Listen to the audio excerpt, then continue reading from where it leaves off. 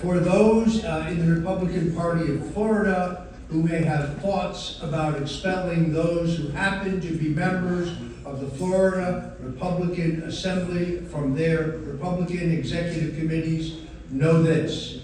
You will have my moral support, you will have my vocal support, you will have my legal support, and you will have my financial support, because we will fight for our right to belong to our party.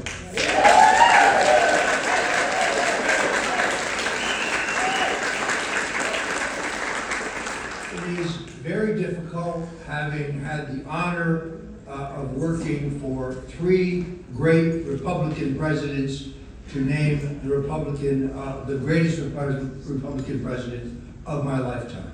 It's actually even made a little more complicated by the fact that I was born in 1952, and Dwight Eisenhower is really undervalued as one of our greatest presidents because he was so low-key. But under Dwight Eisenhower, we had unprecedented peace and prosperity.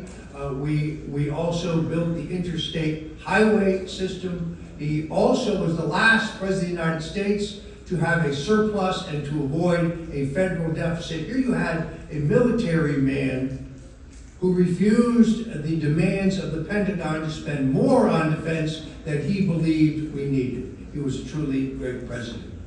Richard Nixon, who was my mentor, obviously responsible for ending the war in Vietnam, for the desegregation of the public schools, for bringing China in out of the cold at a time that China was a dirt-poor, backwards, agrarian society with no technology, very little indoor plumbing, no electricity in the rural areas. There was no way for Richard Nixon to know that 30 years later, Bill Clinton would give them most favored nation trading status, and he would sell them our top military missile targeting secrets. These 2 things are what made China the danger to this country today.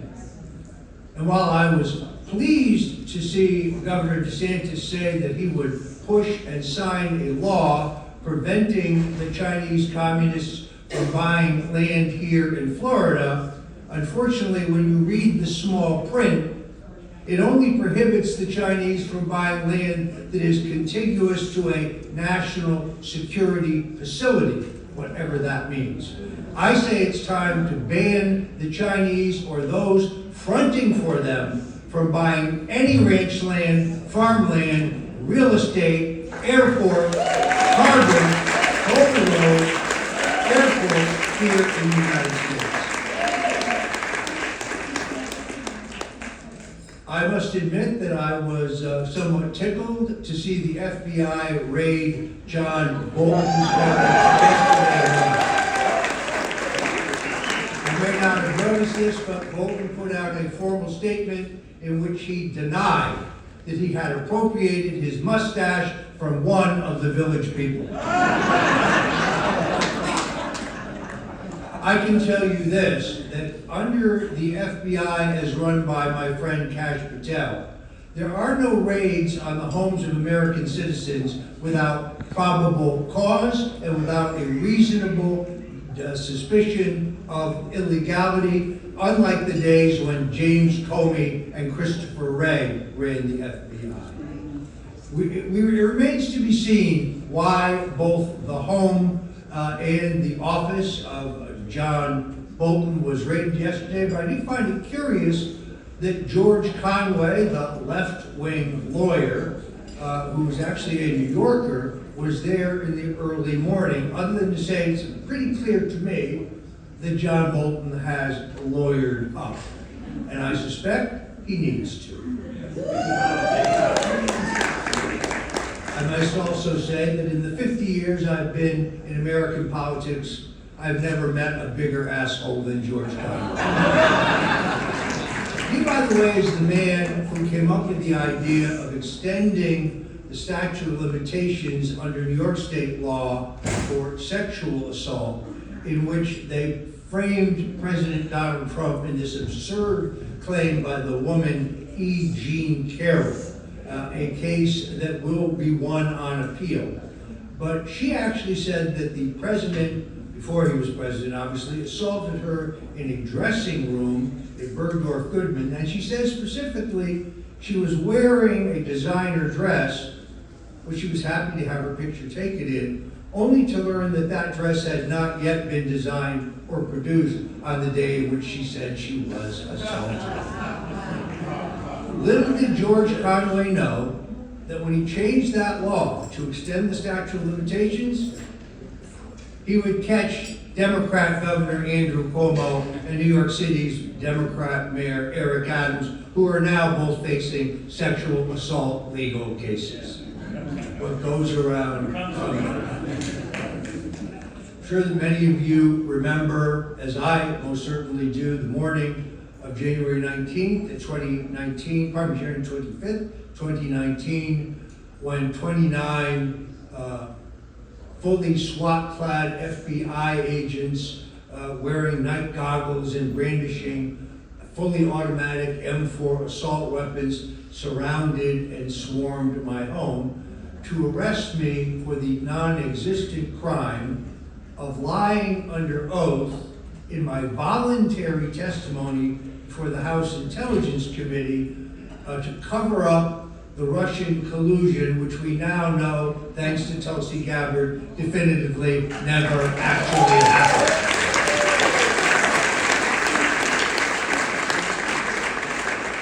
They arrived in 17 armored vehicles. There was a government helicopter overhead, 2 amphibious units, FBI boats pulled up to the dock behind my home. I then lived on the Isles in Fort Lauderdale. And all of this cost the taxpayers $1.1 million. And of course, as I'm sure you remember, CNN just happened coincidentally to have a full camera crew 25 feet from the front door of my home. Now, the White House Correspondents Association gave an award to CNN for their incisive investigative reporting, which led them to my home at that early morning hour. But here's the part that folks don't know. I was arrested at 6:06. At 6:22, Sarah Murray of CNN texted my lawyer to tell him that I had been arrested, which he did not yet know. When he said, arrested for what? She sent him a draft of my sealed criminal indictment that would not be unsealed until 11:30 that morning. Now, if you look at the metadata tags on that draft document, you see the initials of the man who wrote it, therefore the initials of the man who leaked it, which is, of course, a federal crime. Leaking of a search warrant or an arrest warrant prior to it being executed is a felony. That would be the most corrupt prosecutor in federal history, Andrew Weissman, who soon will be facing charges of seditious conspiracy to commit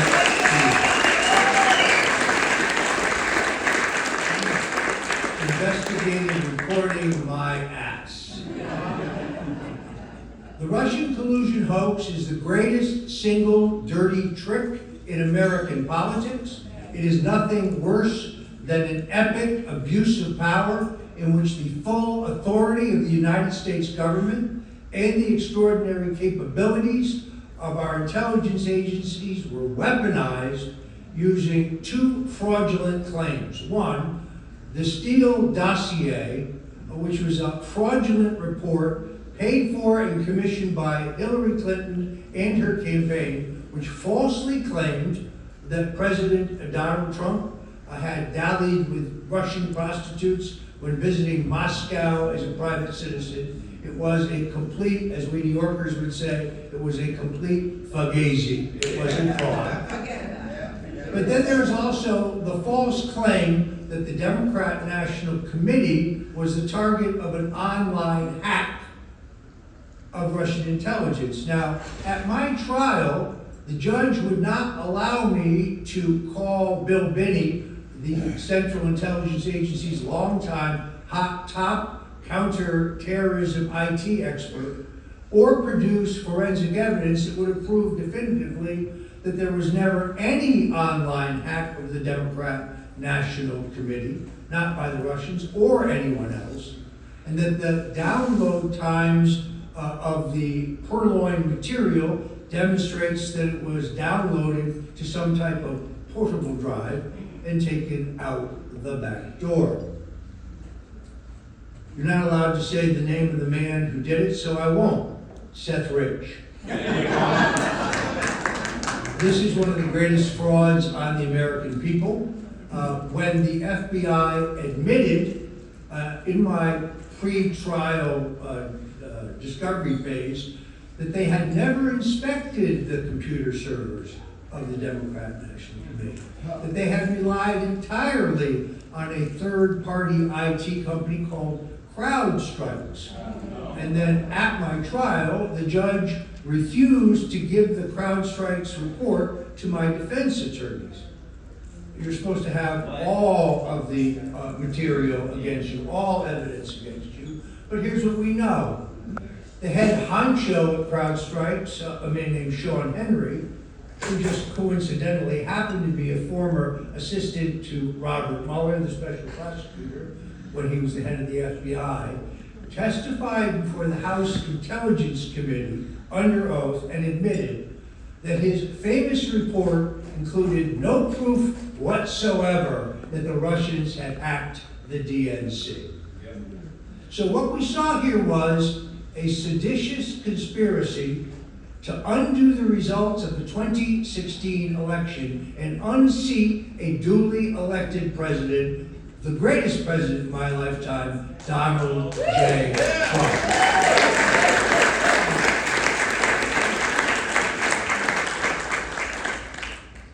As I say, it's difficult to tell you who's the greatest president in my lifetime. Dwight Eisenhower was truly great for the reasons I've stated. Richard Nixon, who ended the war in Vietnam, who desegregated the public schools, who skillfully played the Chinese off against the Russians to get a strategic arms limitation agreement, who unilaterally saved the state of Israel from total annihilation in the 1973 Yom Kippur War, over the objections of Henry Kissinger, over the objections of the Pentagon, over the objections of his entire national security apparatus, because the Israelis, through a lapse in Israeli intelligence, found themselves with their backs against the sea, under attack by the Egyptians and the Syrians, and Golda Meir urgently requested help, and it was Richard Nixon who airlifted $37 million worth of lethal aid to the Israelis, saving them from annihilation. Perhaps this was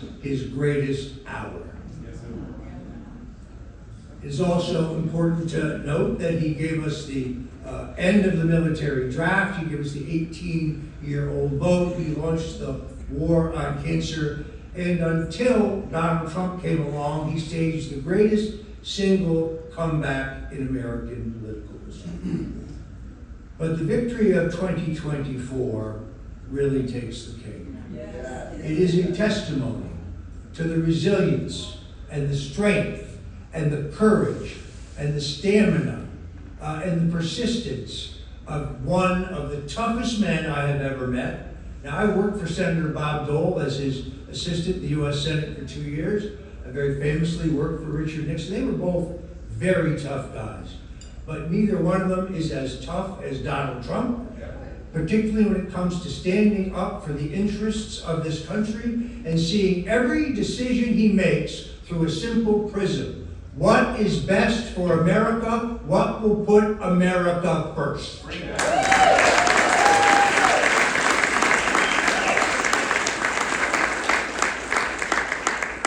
The nattering nabobs of negativism in the media and among the financial elite assured us that if Donald Trump insisted on negotiating these tough tariff deals with our trading partners, that inflation would soar, unemployment would soar, and the stock market would crash. I actually saw former Senator Claire McCaskill of Missouri on MSNBC last night.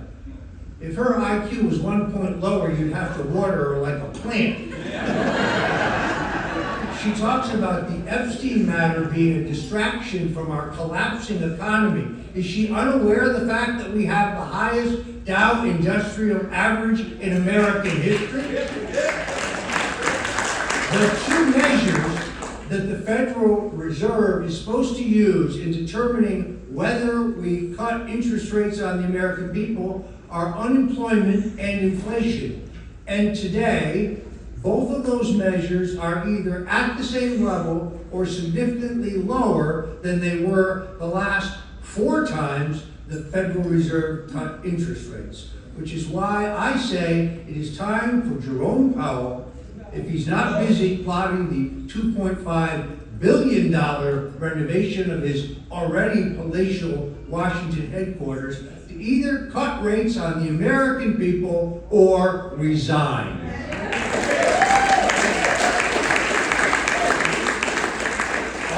Sudden, they say that holding people accountable for the mortgage laws in this country is somehow weaponization. This is very hard to believe. They didn't mind when the entire Department of Justice was weaponized against Donald Trump. He didn't just overcome a re-election campaign. He overcome the effort to keep him off the ballot in all 50 states. He overcame the effort to bankrupt him. That judgment was overturned by a federal court last week, a $540 million judgment against him.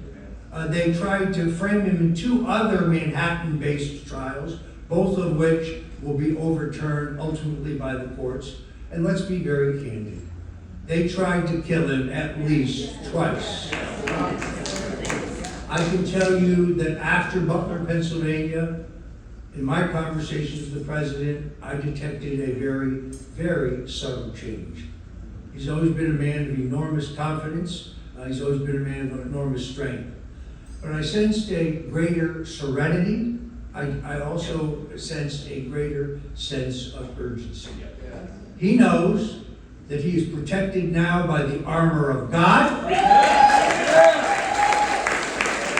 And he knows that he has 4 years to turn this country around and make America even greater than it has ever been.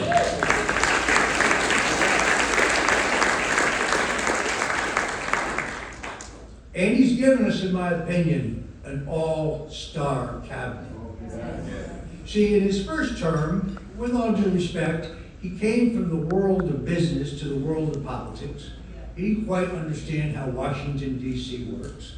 He said, well, there's Republicans and there's Democrats, and the Republicans are for me and the Democrats are the opposition.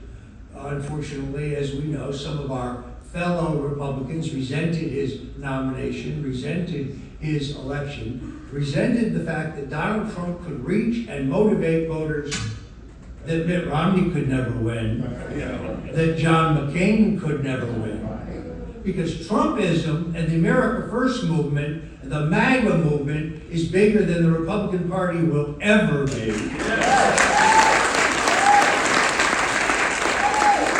in this room, we are Christians or Jews first. We are Americans second. We're conservatives third. And we're Republicans fourth. We will always put America first.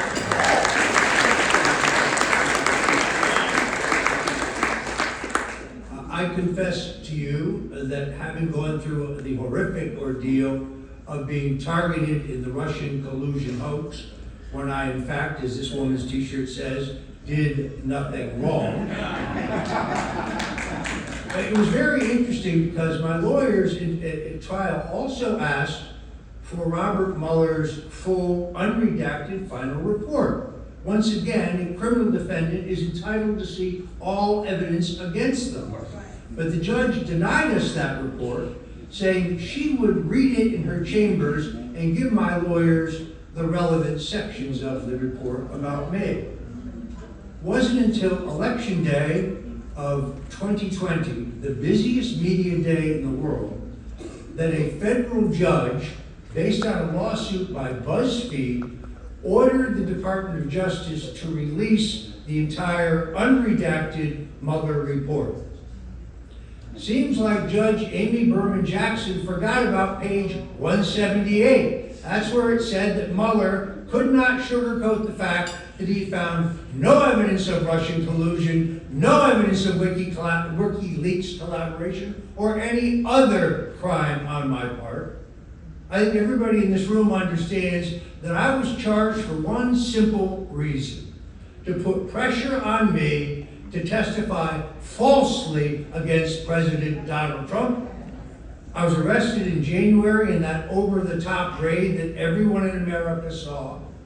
By July, after telling 2 federal judges they had probable cause to charge me with treason, conspiracy against the United States, counterfeiting, money laundering, unauthorized access to a government computer, and aiding and abetting a conspiracy before and after the fact, as well as mail fraud and wire fraud, they found no evidence of any of those crimes, so they cooked up this process crime in an effort to pressure me to testify falsely against the President of the United States.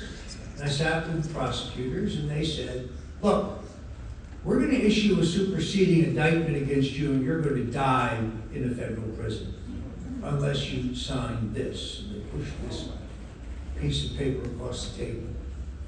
And I looked down at it and I could quickly read that every single word in it was false.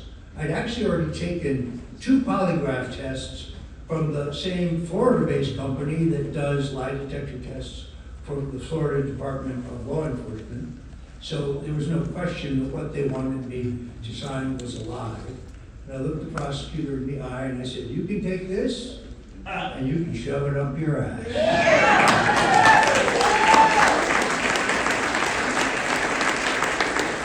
I am with you today for one simple and clear reason. The time came when it became clear to me that I would not get a fair trial in the District of Columbia, where the jury forewoman in my case, who testified during jury selection and during my trial, she didn't know who I was, she knew nothing about my case, but it turns out that she'd been attacking me and Donald Trump by name in her Twitter and her Facebook posts, but she had both of them locked down on a private setting, so that could not be learned during due diligence. And when that information post-conviction was presented to the judge said, well, that was not evidence of bias. No Republican, no Libertarian, no conservative, no Trump supporter, no free thinker can ever get a fair trial in the District of Columbia. But it's important to recognize that the seditious conspiracy that Tulsi Gabbard has so courageously and meticulously documented for the American people is a conspiracy that began in 2016, continued in 2017, continued all the way through the 2020 election, and continued into early 23 and 24 when they raided President Donald Trump's home here in Palm Beach. That means that the people who plotted this conspiracy, in an Oval Office meeting chaired by Barack Obama, Joe Biden was there, the vice president. The Constitution does not bar him for being prosecuted for crimes he committed as a vice president. Susan Rice, the national security advisor, was there. James Comey, the corrupt FBI director, was there. John Brennan, the CIA director, an admitted member of the Communist Party, an Islamic convert who converted to radical Wahhabism when he was the station chief of the CIA. Also in that position, he signed the visas for 4 of the hijackers who they tell us attacked America on 9/11. It was John Brennan who knew that the Steele dossier was a fraud, but insisted that it be included in President Barack Obama's intelligence community assessment, so that it could be used as the rationale for the launch of Crossfire Hurricane, the FBI's surreptitious efforts to remove a duly elected president, and also use it as the rationalization for the appointment of Robert Mueller, who was non compos mentis then and is non compos mentis today. That means that the trial for all of them, at a minimum, in my opinion, Biden, Rice, Comey, Brennan, Mueller, Acting Attorney General Rod Rosenstein. Andrew McCabe was on CNBC or MSNBC last night saying how outrageous the raid on John Bolton's home was. You can't make this stuff up. That trial will take place right here in Fort Pierce, Florida, where every one of them will be given a fair trial. But I predict you every one of them, and there are more, will be convicted of seditious conspiracy to commit treason. Somebody remind me what the penalty for treason is.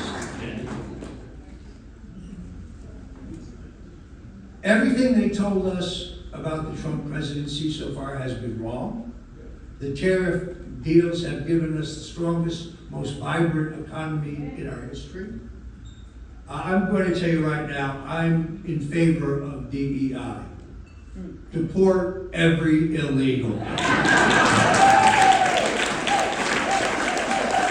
Under this president, men are not playing in girls' sports. We have sealed our southern border. Illegal border crossings have dropped by 98%, the lowest point in our history. And we have mounted the largest single effort to deport dangerous, illegal criminals and gang members from the United States in our history.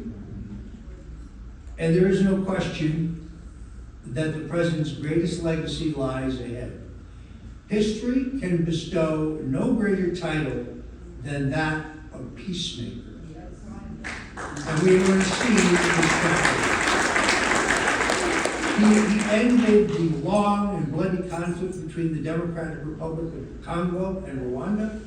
He ended the fight between Egypt and Ethiopia. He got a ceasefire between India and Pakistan. In his first term, he brought Syria and Lebanon and the Saudis into the Abraham Accords.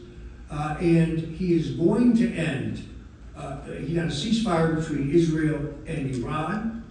When the neocons pushed him to mount another endless foreign war, he made the strategic decision to mount a surgical strike to destroy Iran's nuclear weapons development program without leaving any boots on the ground and without the death or injury of a single American service person. His greatest achievement lies ahead, and that is an end to the conflict between Russia and Ukraine. Now, some historical perspective is required. When the Russians agreed to the reunification of East and West Germany, we signed an agreement, the Budapest Memorandum, James A. Baker, Secretary of State, signing on behalf of the United States, in which we agreed not to push Ukraine into NATO, which means not to mount NATO missiles paid for by us on the ground in Ukraine pointed at Russia, and not to have bioweapons labs throughout the country.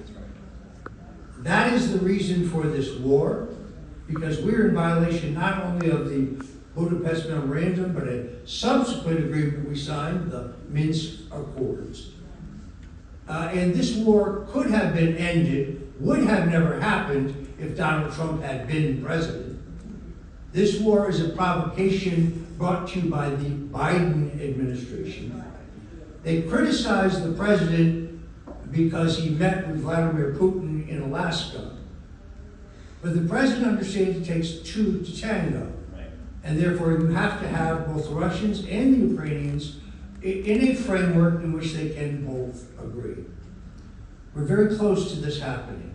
And when it happens, I predict to you that the Nobel Peace Prize Committee, which gave Barack Obama the Nobel Peace Prize, to commemorate the fact that he killed more people, dropped more bombs, and shot off more drones than any president in American history. That elitist committee will not give our president the Nobel Peace Prize, but it doesn't matter because the American people know he will be the greatest peacemaker in the history of the world.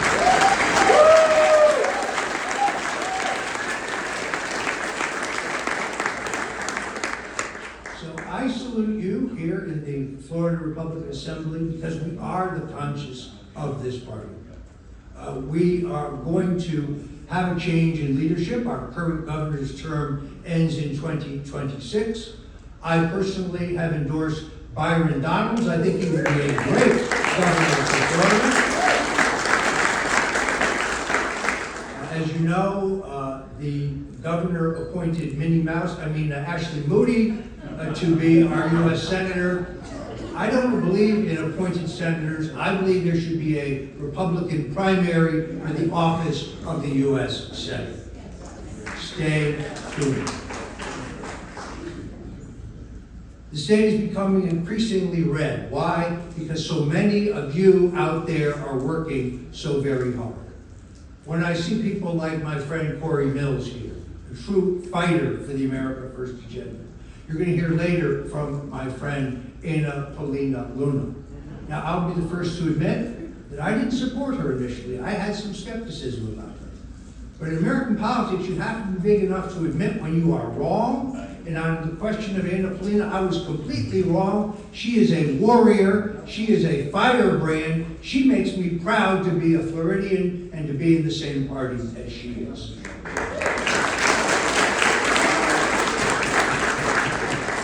Now, some of you may have heard that I have a tattoo of Richard Nixon on my back. It's about the size of a grapefruit. It's like a floating head between my shoulder blades, which means I'm the only guy you know that has a dick on the front and the back. And it is, for me, it's not even a political statement. It's a daily reminder, when I see it in the mirror, that in life, when things don't go your way, when you suffer defeats and setbacks, when you're disappointed, that is the time to get yourself up off the mat, to dust yourself off, and get back in the fight. You see, the story of Nixon, who was my mentor, is a story of persistence. It's a story of resilience. It's an American story. It was President Nixon who said, the greatness comes not when things go always well for you, but when you take some knocks, some disappointments,